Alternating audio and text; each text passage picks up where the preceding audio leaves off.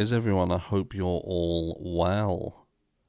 So we're going to start with some breaking news. I don't know if any of you have heard this. Brian Kohberger was found to have a secret locker. The secret locker was found to contain cobwebs. That's it. That is the breaking news. Look, before I talk about the main subject of this video, I'd just like to point out that I don't have a problem.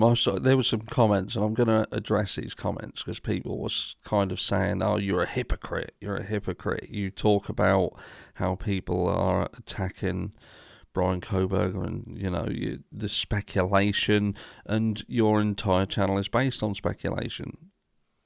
I don't have a problem when people speculate. What I have a problem with is the biased nature of what they do. What we've seen in the last few hours is how people have looked at Brian Kohberger.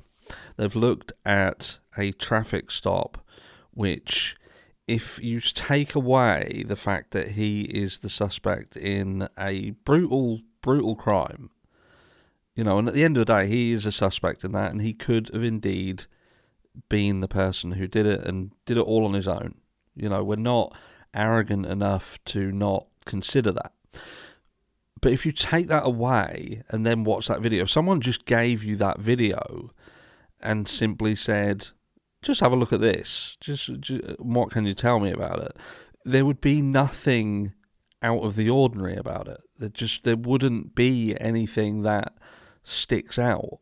He was just a normal person who was having an interaction with law enforcement, when it would appear law enforcement were actually wrong, and he was perhaps right to question some of the nuances in the law. It was just a curious person. Some may say he was a little bit he could have just took the ticket and moved on, but others would argue, hold on a second, no, if you're in the right and they're in the wrong, then you should press and you should argue your corner. Some people would say, that, and I believe this was Gunner over at JB Gunner, he quite rightfully said, at the end of the day, law enforcement are a service paid for by the public. They serve us. So in the event of a situation like this, Brian Kohberger was actually in his right to question the situation the way he did. But we then have other situations where other people have things that can be questioned, but you can't question them. And if you do question it, then you're attacked for it, you're vilified for it.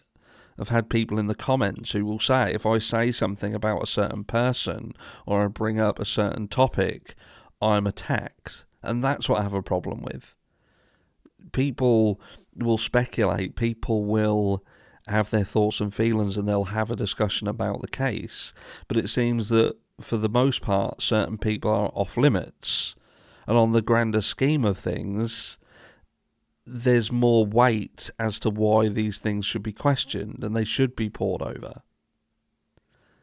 And this is why. This is the purpose of this video, and this is just to bring people back down to earth with a little bit of a bump. Let's not forget that it isn't just about the victims, and it isn't just about the perpetrator in this, or the potential perpetrator. This is about the people in the wake of that. They all have family, they all have friends, they all have mums and dads who are looking into this, who are impacted by this. And just as the victims of this heinous crime have a mum and a dad and brothers and sisters, so does the person who is currently residing in incarceration, waiting for whatever happens to happen. How do you think that all of these people feel? Or is it just that we must consider what the victims of the crime itself, what those families are going through? Has anybody stopped for 1 second to perhaps consider what the family of Brian Kohberger is going through? Or am I, for asking that, just jumping up and down and saying you must support Brian? Am I a Brian Kohberger fan? It's not about being a fan of anyone. This is about being fair and just.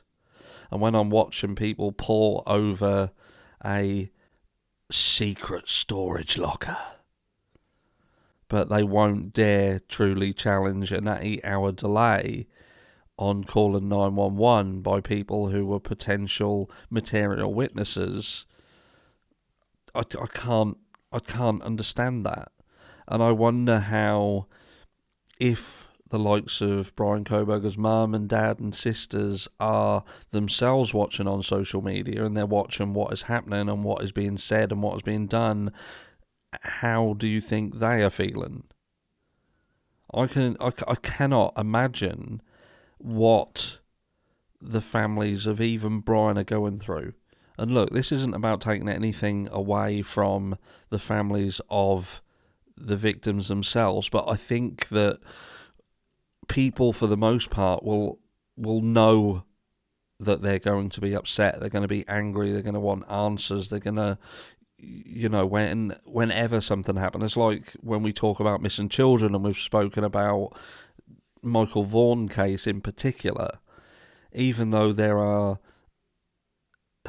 there's an argument to the Michael Vaughan case that Michael Vaughan would not have gone missing had it not have been for the failings of his parents. People will always be in support of the parents for the most part, because in their eyes this is a family who have lost a child. And it's irrelevant how that child became missing. It's all about the fact that they're suffering because of the loss of a child.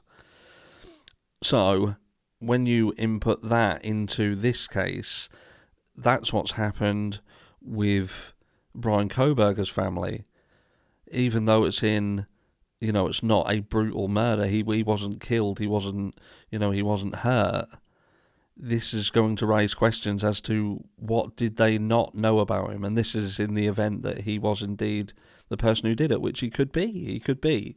I've said time and time again, it's not me saying that I don't feel Brian Kohberger was part of this crime. It's about me saying that I struggle to find a way to say at this present time he did it on his own. He did it without the input of anybody else. There was nobody else involved. There was nothing. He just up sticks one day and thought, this is what I'm going to do, and done it. I can't buy into that just now. I think there's a bigger story there somewhere, but that's just me.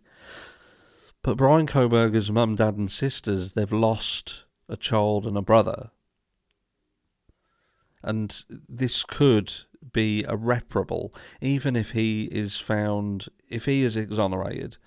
Who is going to truly believe he was exonerated because he didn't do it? If Brian Kohberger was exonerated this upcoming week, there would still be people who are convinced that he did it. Still be people who, in their eyes, this guy did this crime. And this is what I mean by, could he ever get a fair trial? Unless they found somebody else, and they admitted to it and turned around and said, no, I did it, and Brian had nothing to do with it, or someone come out and was able to prove that Brent Kohberger did it, and Brian was not involved at all, there would still be people who just didn't buy it. Still people. So his life, whatever happens now, to some degree is ruined, and so is that of his family.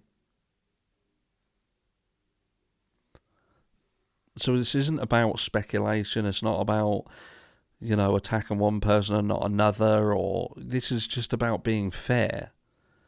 I want you to let me know down below, and I want you to be truly honest. How can somebody look at the Brian Kohberger video where he's pulled over by law enforcement and truly scrutinise that, truly go into it so much that they're looking at what he was looking at, his eyes, his mouth, the look on his face, say that he doesn't want to be wrong, you can see his narcissistic qualities, and they can really drill down into it.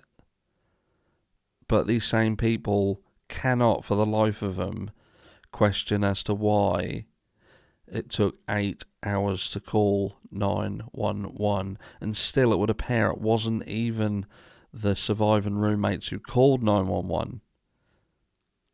Please tell me how that comes about. How does it come about?